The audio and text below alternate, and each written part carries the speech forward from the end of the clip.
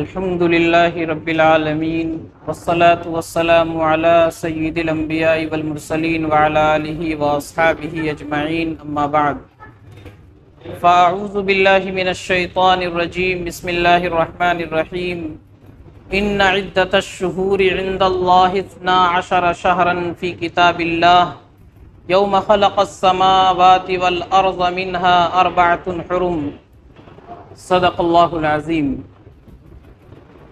میرے محترم بزرگوں اور عزیز دینی بھائیوں، اسلامی سال کا آخری مہینہ ہے اور اس کے آخری ایام چل رہے ہیں۔ اسلامی سال محرم الحرام سے شروع ہوتا ہے اور ذی الحجہ پر ختم ہو جاتا ہے۔ دنیا میں اس وقت جو سب سے زیادہ چلنے والے کیلنڈر ہیں وہ دو ہی ہیں۔ ایک ہے شمسی کیلنڈر، جس کا نظام سورج کے اعتبار سے چلتا ہے، جس کو ہم انگریزی کیلنڈر بھی کہتے ہیں، یہ جنوری فروری والا جو کیلنڈر ہے۔ اور دوسرا ہے قمری کیلنڈر، جس کو اسلامی کیلنڈر بھی کہا جاتا ہے، یہ محرم الحرام والا جو کیلنڈر ہوتا ہے۔ انسانوں نے وقت کو صحیح تقسیم کرنے کے لیے اور اپنے کام کو صحیح وقت پر کرنے کے لیے مختلف کیلنڈر ایجاد کیے دنیا میں، جس کو عربی زبان میں تقویم کہتے ہیں، ہمارے اردو زبان میں اس کو نظام الاوقات کہا جاتا ہے، ہندی میں جنتری کہہ دیتے ہیں اور انگریزی والے اس کو کیلنڈر کہہ دیتے ہیں۔ اسلامک کیلنڈر میں 354 یا 55 دن ہوتے ہیں پورے سال میں، اور جو انگریزی کیلنڈر ہے اس میں 365 یا 66 دن ہوتے ہیں۔ 11-12 دن کا فرق ہوتا ہے، جس کی وجہ سے ہم دیکھتے ہیں کہ ہر سال ہماری جو عبادت کا وقت ہے وہ آگے پیچھے ہوتا رہتا ہے، 10 دن 11 دن کا فرق ہو جاتا ہے۔ تو دونوں جو نظام ہے، سورج کی تاریخ کا ہو یا چاند کی تاریخ کا ہو، یہ سب اللہ کا بنایا ہوا نظام ہے۔ سورج بھی اللہ نے پیدا فرمایا، چاند بھی اللہ نے پیدا فرمایا، لیکن ہماری جو عبادتیں ہیں ان کا تعلق زیادہ تر وہ قمری کیلنڈر سے، چاند کے اعتبار سے ہوتا ہے۔ ہم روزہ رکھتے ہیں چاند دیکھ کر کے، عید مناتے ہیں چاند دیکھ کر کے، عید الاضحیٰ یعنی بقرعید کا دن متعین ہوتا ہے وہ بھی چاند دیکھ کر کے۔ زکوٰۃ کسی کو ادا کرنی ہے تو 1 سال کا جو اعتبار ہوتا ہے وہ چاند کی تاریخ سے ہوتا ہے۔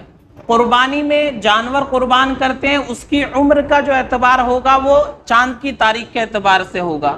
اسی طرح کسی عورت کے شوہر کا انتقال ہو گیا یا اس کو طلاق ہو گئی تو وہ عدت جو گزارے گی وہ چاند کی تاریخ کے اعتبار سے دن گنے جائیں گے۔ تو ہماری عبادت کے بہت سارے احکام ہیں جو چاند سے متعلق ہے، تو ہمیں اور آپ کو اس تاریخ کو یاد رکھنا چاہیے۔ بہت افسوس کی بات ہے کہ ہمیں انگریزی کیلنڈر کی تاریخ اور اس کے مہینے یاد ہوتے ہیں، لیکن اپنے اسلامی کیلنڈر کے نہ مہینے یاد ہیں اور نہ تاریخ کا پتہ ہوتا ہے کہ کون سی تاریخ آج ہے، کون سا مہینہ چل رہا ہے، کون سا سن چل رہا ہے۔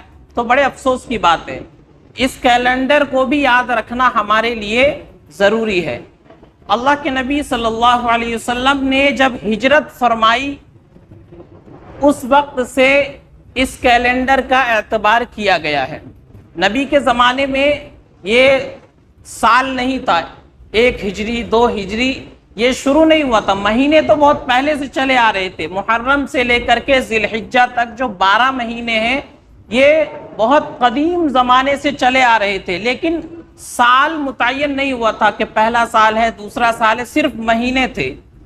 جب حضرت عمر فاروق رضی اللہ تعالیٰ عنہ کا دور آیا اور آپ کی خلافت بہت دور تک پھیل گئی اور آدھی دنیا میں اسلامی نظام قائم ہو گیا، اسلامی حکومت قائم ہو گئی، تو حضرت ابو موسیٰ اشعری رضی اللہ تعالیٰ عنہ ایک صحابی ہیں، انہوں نے حضرت عمر کو یہ مشورہ دیا کہ آپ جو اپنے گورنروں کے پاس خط بھیجتے ہیں، کوئی حکم بھیجتے ہیں، تو اس پر کوئی تاریخ لکھی ہوئی نہیں ہوتی ہے، اگر تاریخ لکھی ہوگی تو یہ زیادہ اچھا ہوگا، پتہ رہے گا کون سا حکم کس دن دیا تھا، کس دن گورنر کے پاس پہنچا اور کس دن اس پر عمل کیا گیا، تو تاریخ ہو جائے گی تو یہ سارا ریکارڈ محفوظ ہو جائے گا۔ تو حضرت عمر رضی اللہ تعالیٰ عنہ نے اس مشورے کو پسند کیا، فوراً جو بڑے بڑے صحابہ تھے ان کی میٹنگ بلائی گئی کہ یہ مشورہ دیا ہے حضرت ابو موسیٰ اشعری نے، اس پر آپ لوگ رائے دیجئے کہ ہم اسلامی کیلنڈر کا اعتبار کب سے کریں۔ تو صحابہ نے 4 قسم کی رائے پیش کی۔ بعض صحابہ نے کہا کہ جب اللہ کے نبی صلی اللہ علیہ وسلم پیدا ہوئے اس دن سے ہمارا کیلنڈر شروع ہونا چاہیے، اور بعض صحابہ نے دوسری رائے پیش کی کہ جب اللہ کے نبی صلی اللہ علیہ وسلم کو نبی بنایا گیا اس دن سے ہمارا کیلنڈر شروع ہونا چاہیے۔ تیسری رائے یہ آئی کہ جب اللہ کے نبی صلی اللہ علیہ وسلم نے ہجرت فرمائی، مکہ سے مدینہ گئے، اس وقت سے کیلنڈر شروع ہونا چاہیے۔ اور چوتھی رائے صحابہ نے یہ دی کہ جب اللہ کے نبی صلی اللہ علیہ وسلم اس دنیا سے رخصت ہو گئے، جب آپ کی وفات ہو گئی، اس دن سے ہمارا کیلنڈر شروع ہونا چاہیے۔ تو یہ 4 رائے آئی۔ حضرت عمر رضی اللہ تعالیٰ نے ہجرت والی رائے کو پسند فرمایا، کیونکہ ہجرت سے مسلمانوں کو اور اسلام کو ایک نئی کامیابی ملی، اور جب سے اللہ کے نبی نے مکہ سے مدینہ ہجرت کی اس دن سے اسلام دنیا میں پھیلتا گیا، پھولتا گیا، اور مسلمانوں کی شان و شوکت دنیا کے اندر بڑھی۔ تو ہجرت کے وقت سے اس سال کو شروع کیا گیا۔ تو اب 1445 ختم ہونے والا ہے، 1446 ہجری 2-3 دن کے بعد شروع ہو جائے گا۔ یعنی اللہ کے نبی صلی اللہ علیہ وسلم نے جب مکہ سے مدینہ ہجرت کی اس واقعے کو 1445 سال گزر گئے ہیں، 1446واں سال 2-3 دن کے بعد شروع ہو جائے گا۔ تو ہجری کیلنڈر اور اسلامی کیلنڈر کی شروعات اس طرح ہوئی۔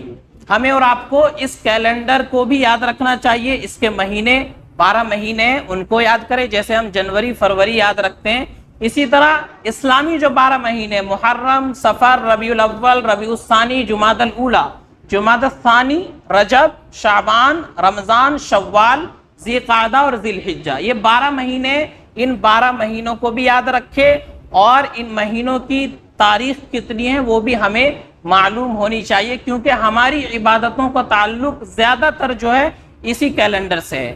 اب محرم کا مہینہ شروع ہو رہا ہے، اسلامی اعتبار سے نیا سال شروع ہوگا۔ محرم کا جب چاند نظر آتا ہے تو ہمارے معاشرے میں بہت سارے کام کیے جاتے ہیں جن کا شریعت سے کوئی تعلق نہیں ہے۔ تو یہ محرم کا مہینہ آنے والا ہے، اس مہینے میں ہمیں کیا کرنا چاہیے اور کیا نہیں کرنا چاہیے، مختصراً بات عرض کی جائے گی۔ اللہ کے نبی صلی اللہ علیہ وسلم نے محرم الحرام میں کیا کرنا چاہیے کیا نہیں کرنا چاہیے اس سے متعلق بھی ہدایت دی ہے۔ سب سے پہلے میں نے جو خطبے میں آیت پڑھی اس میں اللہ نے فرمایا کہ اللہ کے نزدیک جو مہینوں کی گنتی ہے وہ 12 مہینے ہیں، جو محرم، صفر، ربیع الاول ہے، یہ 12 مہینے اللہ کے یہاں ہے۔ اور یہ اللہ نے کب سے بنائے؟ جب سے اللہ نے زمین و آسمان کو پیدا کیا، یعنی جب سے اللہ نے دنیا بنائی ہے اسی وقت سے یہ 12 مہینے ہیں۔ ان میں سے 4 مہینے ہیں جن کو اللہ نے زیادہ عزت عطا فرمائی ہے، جو زیادہ عظمت والے ہیں۔ پہلا مہینہ ہے ذو قعدہ کا، دوسرا ذی الحجہ، تیسرا محرم، اور چوتھا مہینہ رجب کا ہے۔ تو یہ 4 مہینے ہیں جو ان پورے 12 مہینوں میں زیادہ عظمت والے ہیں، فضیلت والے ہیں۔ اور پھر ان 4 میں بھی زیادہ عظمت اور فضیلت والا یہ محرم کا مہینہ جو 2-3 دن کے بعد شروع ہوگا۔ اللہ کے نبی صلی اللہ علیہ وسلم نے بھی اس سے متعلق فضیلت بیان فرمائی کہ کسی صحابی نے آ کر سوال کیا، رسول اللہ میں رمضان کے بعد کس مہینے کے روزے رکھوں؟ تو آپ نے فرمایا رمضان کے بعد اگر روزہ رکھنا چاہو تو اللہ کے مہینے کا روزہ رکھو، اور وہ اللہ کا مہینہ یہ محرم کا مہینہ ہے۔ اسی طرح محرم کے مہینے میں روزہ رکھنے کی فضیلت بھی حدیثوں میں آئی ہے۔ اللہ کے نبی کا ارشاد ہے کہ محرم کے مہینے میں جو آدمی روزہ رکھتا ہے 1 دن کے روزے کا ثواب 30 روزوں کے برابر ہے۔ یعنی 1 دن محرم میں روزہ رکھے گا تو 30 روزوں کا یعنی ایک مہینے کے روزے کا ثواب ملے گا۔ یہ تو پورے محرم کے روزے کی فضیلت ہے۔ پھر جو اس کی 10ویں تاریخ آتی ہے جس کو یوم عاشورہ کہا جاتا ہے، اس دن کی الگ فضیلت ہے۔ اللہ کے نبی صلی اللہ علیہ وسلم نے بیان فرمایا کہ یوم عاشورہ کا جو روزہ ہے اس دن روزہ رکھو اور اس میں یہودیوں کی مخالفت کرو۔ یہودیوں کی مخالفت کیسے ہوگی؟ جب اللہ کے نبی مکہ سے مدینہ گئے تو وہاں یہودی پہلے سے آباد تھے، دیکھا کہ وہ بھی 10 محرم کا روزہ رکھتے ہیں۔ ان سے پوچھا کہ تم یہ روزہ کیوں رکھتے ہو؟ انہوں نے کہا کہ 10ویں محرم کو اللہ تعالیٰ نے حضرت موسیٰ کو اور ان کی قوم کو، بنی اسرائیل کو فرعون کے ظلم سے نجات دی تھی، اور فرعون کو اللہ نے 10ویں محرم کو ہی دریا میں غرق کیا تھا، اس کی موت ہوئی تھی۔ تو اس خوشی میں ہم لوگ روزہ رکھتے ہیں کہ اس دن ہمیں فرعون کے ظلم سے آزادی ملی تھی۔ تو اللہ کے نبی نے فرمایا ہم تو تم سے زیادہ حضرت موسیٰ کو ماننے والے ہیں، تو آپ نے مسلمانوں کو حکم دیا کہ 10ویں محرم کا روزہ رکھو، اور 10ویں محرم کو وہ لوگ بھی روزہ رکھتے تھے۔ تو اب فرق کیسے ہوگا مسلمانوں میں اور یہودیوں میں؟ تو آپ نے فرمایا کہ اس کے ساتھ ایک روزہ اور ملاؤ، یا تو 9 تاریخ کا روزہ اس کے ساتھ رکھو یا اگلے دن 11 تاریخ کا روزہ اس کے ساتھ رکھو۔ تو پہلا عمل جو ہمیں معلوم ہوتا ہے قرآن و حدیث کی روشنی میں، اللہ کے نبی کی سیرت سے، وہ محرم کے مہینے میں روزہ رکھنے کا ہے۔ ایک تو پورے مہینے کے روزے کی فضیلت ہے کہ ایک دن کا روزہ 30 روزوں کے برابر، اور دوسرا جو 10ویں محرم کا روزہ ہے اس کی ایک مستقل فضیلت ہے۔ عرفہ کے روزے کے بارے میں فرمایا کہ عرفہ کے دن کا روزہ 2 سال کے گناہوں کا کفارہ ہوتا ہے، 1 سال گزشتہ اور 1 سال آئندہ۔ اور یوم عاشورہ کا جو روزہ ہے 10ویں محرم کا، اس دن روزہ رکھنے سے 1 سال کے گناہ اللہ معاف فرماتے ہیں۔ تو پہلا عمل جو محرم کے مہینے میں ہمیں معلوم ہوا قرآن و حدیث کی روشنی میں، وہ ہے روزہ رکھنے کا۔ تو اس مہینے میں آدمی زیادہ سے زیادہ روزہ رکھے، ثواب کا کام ہے، اور خاص کر کے 10ویں محرم کا روزہ رکھنا۔ تو یہ ہے پہلا عمل۔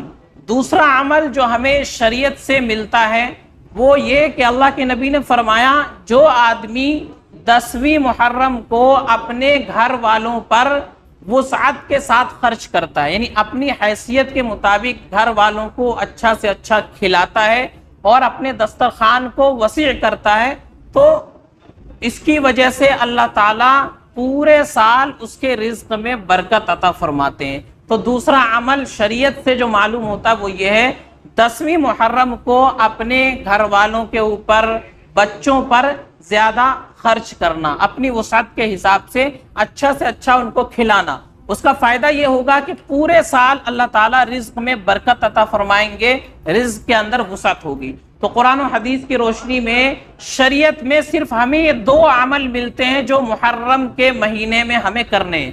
پہلا کام ہے روزہ رکھنا، اور دوسرا کام ہے 10ویں محرم کو اپنے گھر والوں کو اچھا سے اچھا کھلانا۔ بس اس کے علاوہ جتنے کام ہمارے معاشرے میں ہوتے ہیں وہ سب شریعت کے خلاف ہے، شریعت سے، قرآن و حدیث سے ان کا کوئی تعلق نہیں ہے، چاہے وہ تعزیہ بنانا ہو، چاہے وہ کالے کپڑے پہننا ہو، یا اس کے علاوہ لوگ سبیلے لگاتے ہیں اور شربت بانٹتے ہیں، یہ سارے کام شریعت سے ہٹ کر ہے، شریعت میں ان کا کوئی وجود نہیں ہے۔ اس مہینے کو لوگ غم کا مہینہ سمجھتے ہیں، محرم میں لوگ شادی بیاہ نہیں کرتے، اسی طرح تعزیہ بناتے ہیں اور اس کے ارد گرد چکر لگاتے ہیں، بہت سارے کام جو کیے جاتے ہیں وہ سب کے سب شریعت کے خلاف ہے، شریعت سے ان کا کوئی تعلق نہیں۔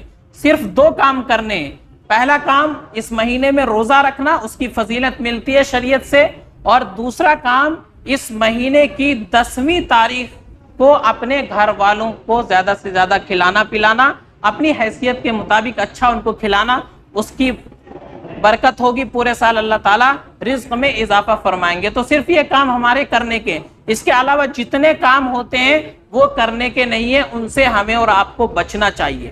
اب 1445 ہجری ختم ہو رہا ہے، 1446 ہجری ایک نیا سال شروع ہو رہا ہے۔ نئے سال کے موقع پر ہمیں کیا کرنا چاہیے؟ تو اس موقع پر ہمیں سب سے پہلے تو دعا کا اہتمام کرنا چاہیے۔ نئے سال پر کوئی مبارکباد دینا اور کوئی خاص دعا پڑھنا اس کی کوئی تعلیم شریعت میں نہیں ملتی ہے، لیکن حدیث کی کتابوں میں ہے کہ صحابہ کرام رضوان اللہ علیہ مجمعین جب نیا چاند دیکھتے تھے، نیا مہینہ شروع ہوتا تھا یا نیا سال آتا تھا، تو صحابہ ایک دوسرے کو یہ دعا سکھاتے تھے، اللہم ادخلہ علینا بالامن والایمان والسلامت والاسلام ورضوان من الرحمن وجوار من الشیطان۔ یہ دعا صحابہ ایک دوسرے کو سکھاتے تھے۔ اس کا ترجمہ ہے کہ یا اللہ اس مہینے کو یا اس سال کو یا اس چاند کو ہمارے اوپر امن، ایمان، سلامتی، اسلام کے ساتھ، اللہ کی رضامندی اور شیطان کے بچاؤ کے ساتھ داخل فرما۔ یعنی یہ جو مہینہ شروع ہو رہا ہے یا یہ سال شروع ہو رہا ہے، اس سال ہم امن کے ساتھ رہے، ایمان کے ساتھ رہے، سلامتی کے ساتھ رہے، اسلام پر ہم قائم رہے، اللہ کی رضا والے کام ہم کرے اور شیطان کے شر سے ہم محفوظ رہے، اس طرح ہم پر یہ سال یا یہ مہینہ داخل فرما۔ تو صحابہ آپس میں ایک دوسرے کو یہ دعا سکھاتے تھے، اس دعا کو پڑھنا چاہیے، دعا کا اہتمام کرنا چاہیے۔ نیا سال شروع ہو رہا ہے، نیا سال کوئی خوشی کا موقع نہیں ہے، نیا سال مطلب ہماری زندگی کا ایک سال کم ہو گیا، ہماری زندگی کے 20 سال بچے تھے تو اب 19 سال بچے ہیں، کسی کے 15 سال بچے تھے تو اب 14 سال بچے ہیں، تو زندگی کا ایک سال کم ہو رہا ہے، ہم آخرت سے قریب ہو رہے ہیں، اپنی قبر سے قریب ہو رہے ہیں، اپنی موت سے قریب جا رہے ہیں۔ تو نیا سال چاہے اسلامی سال شروع ہو یا انگریزی سال شروع ہو، وہ خوشی کا موقع نہیں ہے، سیلیبریٹ کرنے کا موقع نہیں ہے، بلکہ سوچنے کا مقام ہے کہ ہماری زندگی کا ایک سال کم ہو گیا۔ تو اس موقع پر ہمیں اپنے پچھلے سال کا حساب کرنا ہے اور آئندہ جو سال آنے والا ہے اس کے لیے ہمیں پلاننگ کرنی ہے۔ پچھلے سال کا حساب کرنا ہے کہ پچھلے سال جو ہمارا یہ 365 دن گزر گیا، یا اسلامی کیلنڈر کے حساب سے 354 یا 55 دن جو گزر گئے، ان دنوں میں ہم نے کیا کیا، ہم نے ان دنوں میں کتنی نمازیں پڑھی، ان دنوں میں ہم نے کتنے لوگوں کی مدد کی، اور ان دنوں میں ہم نے کتنا علم سیکھا، کتنا ہم نے اچھا کام کیا اور کتنا برا کام کیا۔ تو جو پچھلا سال گزر گیا، نئے سال پر اس کا حساب کرنا ہے کہ اس سال ہماری کتنی نمازیں چھوٹ گئی، کتنے گناہ والے کام ہم نے کیے، اور کتنے لوگوں کو ہم نے تکلیف پہنچائی، اور 2 نمبر کا کام ہم نے کتنا کیا اور 1 نمبر کا کام کتنا کیا، یہ حساب لگانا چاہیے نئے سال پر۔ اور پھر اس کے بعد جو ہم سے کمی کوتاہی ہوئی اس پر شرمندہ ہو، اللہ سے معافی مانگے، توبہ و استغفار کرے، اور جو نیا سال آنے والا ہے اس کے لیے پلاننگ کرنی ہے کہ پچھلے سال ہم نے نماز چھوڑی، انشاءاللہ آئندہ سال ہم نماز پڑھیں گے، پابندی کے ساتھ پڑھیں گے، تکبیر اولیٰ کے ساتھ پڑھیں گے، جماعت کے ساتھ ہم نماز پڑھیں گے انشاءاللہ۔ پچھلے سال ہم نے لوگوں کو تکلیف پہنچائی تھی، اس سال انشاءاللہ کوئی ایسا کام نہیں کریں گے جس سے کسی دوسرے کو تکلیف پہنچے۔ پچھلے سال ہم نے غلط کام کیا، غلط طریقے سے مال کمایا، آئندہ سال ہم حلال روزی کمائیں گے، حلال روزی خود بھی کھائیں گے، اپنے بچوں کو بھی کھلائیں گے۔ پچھلے سال ہم نے کسی غریب کی مدد نہیں کی، اس سال انشاءاللہ ہم غریبوں کی مدد کریں گے۔ پچھلے سال ہم نے قرآن نہیں پڑھا، اس سال انشاءاللہ پابندی کے ساتھ ہم قرآن کی تلاوت کیا کریں گے۔ پچھلے سال ہم نے بہت سے گناہ کے کام کیے، انشاءاللہ اس سال ہم گناہوں سے بچنے کی کوشش کریں گے۔ تو پچھلے سال کا حساب کرنا ہے، کمی کوتاہی پر اللہ سے معافی مانگنی ہے، توبہ استغفار کرنا ہے، اور آئندہ کے سال کے لیے ہمیں پلاننگ کرنی ہے کہ آئندہ جو آنے والا سال ہے پچھلے سال کی غلطیاں ہم نہیں دہرائیں گے، اچھے کام کریں گے، شریعت کے مطابق زندگی گزاریں گے، کسی کو ہماری ذات سے کوئی تکلیف نہیں ہوگی، قرآن پڑھیں گے، نماز پڑھیں گے، نفل نمازوں کی اور نفل صدقات کی کثرت کریں گے۔ پچھلے سال ہم نے اپنے ماں باپ کو ستایا، ماں باپ کی خدمت نہیں کی، اس سال انشاءاللہ ماں باپ کی خدمت کریں گے، ماں باپ کا کہنا مانیں گے اور ان کو خوش کرنے کی کوشش کریں گے۔ تو یہ کام ہے جو ہمیں نئے سال پر کرنے ہیں۔ باقی جو بدعات اور خرافات اور رسم و رواج جو ہمارے معاشرے میں رائج ہے، خاص کر کے محرم میں ہم دیکھیں گے بہت سارے رسم و رواج ہوتے ہیں، ہمارے گھروں میں بھی ہوتے ہوں گے، تو ان سے ہمیں بچنا ہے، پرہیز کرنا ہے، اور آئندہ جو آنے والا سال ہے اس کو شریعت کے مطابق گزارنے کی فکر کرنی ہے، کوشش کرنی ہے، کیونکہ ہمارا جو ایک ایک لمحہ گزر رہا ہے اس کے بارے میں اللہ کے ہاں سوال ہوگا۔ اللہ کے ہاں اس وقت تک انسان کے قدم نہیں ہٹیں گے اپنی جگہ سے جب تک اس سے 5 چیزوں کے بارے میں سوال نہیں ہوگا۔ سوال ہوگا کہ اپنی زندگی کہاں گزار کر کے آئے، دوسرا سوال ہوگا اپنی جوانی کے جو خاص دن تھے ان کو کہاں گزارا، جوانی کے دن اللہ کی عبادت میں گزار کر کے آئے ہو یا بیکار کی چیزوں میں گزار کر کے آئے ہو۔ تیسرا سوال ہوگا مال کہاں سے کمایا، یعنی 1 نمبر کا مال تھا یا 2 نمبر کا مال تھا، اس کا بھی سوال ہوگا۔ اور چوتھا سوال ہوگا کہ مال کو خرچ کہاں کیا۔ بہت سے لوگ محنت سے مال کماتے ہیں لیکن اس کو بیکار چیزوں میں اڑا دیتے ہیں، شادی بیاہ میں ڈی جے میں اڑا دیں گے، ناچ گانے میں اڑا دیں گے، تو مال کو خرچ کہاں کیا یہ بھی سوال ہوگا۔ اور 5واں سوال ہوگا جتنا جانتے تھے اس پر عمل کتنا کیا۔ ہر آدمی کو معلوم ہے 5 وقت کی نماز پڑھنا فرض ہے، سب کو معلوم ہے، لیکن کتنا اس پر عمل کیا۔ نماز تو 5 وقت کی پڑھ نہیں رہے، صرف جمعے کو آ جاتے ہیں، مسجد میں جگہ بھی نہیں ملتی ہے، الحمدللہ بہت اچھی بات ہے۔ اسی طرح ہر نماز میں ہونا چاہیے۔ تو اللہ کے سوال ہوگا کہ جتنا جانتے تھے اس پر عمل کتنا کیا۔ جانتے تو تھے 5 وقت کی نماز پڑھنا فرض ہے، لیکن اس پر عمل کتنا کرتے تھے، یہ بھی اللہ کے سوال ہوگا۔ اور اسی طرح اللہ کے نبی نے فرمایا کہ 5 چیزوں کو 5 چیزوں سے پہلے غنیمت سمجھ لو۔ تمہارے پاس جوانی ہے، اس جوانی کو بڑھاپا آنے سے پہلے غنیمت سمجھو، اچھے کام کرو۔ بڑھاپا آ جائے گا تو پھر چاہ کر بھی کچھ کر نہیں سکتے۔ اسی طرح ابھی صحت کا زمانہ ہے، تندرستی ہے، بیماری آنے سے پہلے اس زمانے کو اچھا سمجھ لو، غنیمت سمجھ لو اور نیک کام کر لو۔ بیماری آ جائے گی پھر کچھ نہیں کر سکتے۔ اسی طرح فرمایا کہ ابھی خالی وقت ہے، فرصت ہے، تو اس وقت کو کام میں لاؤ، اس سے پہلے کہ کوئی مصیبت آ جائے۔ مصیبت آ جائے گی پھر فرصت نہیں ملے گی نماز پڑھنے کی اور دوسرے نیک کام کرنے کی۔ تو ابھی خالی وقت ہے، اس فرصت کے زمانے کو مشغولی آنے سے پہلے غنیمت سمجھ لو۔ اسی طرح فرمایا اللہ کے نبی نے کہ ابھی تمہارے پاس اللہ نے خوشحالی دی ہے، دولت دی ہے، مال دیا ہے، تو اس مال کو صحیح جگہ پر خرچ کر لو، اس سے پہلے کہ فقر و فاقہ آ جائے، محتاج ہو جاؤ، غریب بن جاؤ، تو اس سے پہلے اللہ نے خوشحالی دی ہے، اس کو کام میں لاؤ۔ اسی طرح فرمایا کہ اپنی زندگی کو موت آنے سے پہلے غنیمت سمجھ لو۔ جب تک یہ سانس چل رہی ہے، زندگی ہے، اس وقت تک تمہارے پاس موقع ہے عمل کرنے کا۔ جب سانس رک جائے گی، موت کا وقت آ جائے گا، تو پھر مہلت ملنے والی نہیں ہے۔ تو ہمیں اور آپ کو جو سال گزر گیا، اس سال میں جو کمی کوتاہی ہوئی ہے اس پر شرمندہ ہونا ہے، اللہ سے توبہ کرنی ہے، معافی مانگنی ہے، استغفار کرنا ہے، اور آنے والا جو سال ہے اس کے لیے پلاننگ کرنی ہے۔ اور محرم کا مہینہ ہے، اس میں 2 کام میں نے بتائے، ایک روزہ رکھنا ہے اور دوسرا کام ہے 10 محرم کو اپنے گھر والوں کو اپنی وسعت کے اور حیثیت کے مطابق اچھا سے اچھا کھلانا۔ اس کے علاوہ جتنے کام ہیں وہ سب شریعت کے خلاف ہے، ان کا قرآن و حدیث سے کوئی لینا دینا نہیں ہے۔ اللہ تعالی ہم سب کو عمل سمجھ کی توفیق عطا فرمائے۔ وآخر دعوانا الحمدللہ رب العالمین۔